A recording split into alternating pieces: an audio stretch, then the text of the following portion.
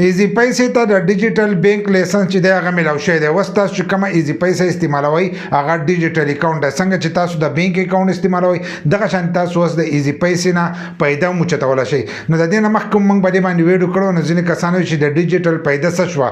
ډیجیټل خو زموږ سره د بانک اکاونټونه هغه اپس چې دي دا هم دي. نو که تاسو وګورئ کله چې تاسو په هغې کې پیسې جمع کوئ یا د پیسې راوکاږئ نو د هغې لپاره تاسو چې دی بانکونو ته ځئ، بانک ته ځئ یا ای ټي ایم ته ځئ، د هغې په ترو د دې نه تاسو روپۍ راوکاږئ. بل لکه په بانک کې تاسو اکاونټ کولاوئ نو هغه ډېر په مشکل سره کولاویږي. اوس چې دی تاسو په کور دننه باندې په خپل موبایل کې د بانک اکاونټ ځانه کولاولی شئ. لکه چې تاسو ایزی پیسه اکاونټ کولاو کړو دا ستاسو د بانک اکاونټ شو، ځکه دې ته اوس دغه لایسنس میلاو شوی دی. د دې فایده دا شو چې تاسو ځانه اوس په کور دننه د بانک اکاونټ چې دی دا جوړولی شئ. مکمل هر سره چې دي هغه به تاسو ته اوس په ایزی پیسه کې چې دی په دې کې میلاویږي.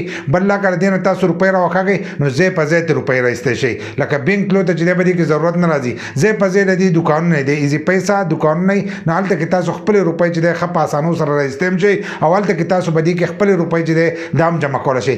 بل لا چې د بهر ملک نه به هم په دې باندې روپۍ چې دی هغه به راځي. ځینې کسان وایي موږ پرې روپۍ رالیږو نو د اوسه پورې چې دی په کم حساب به تاسو رالیږلې. اوس تاسو په دې کې ښه په پول حساب باندې چې دی هم روپۍ رالیږلی شئ.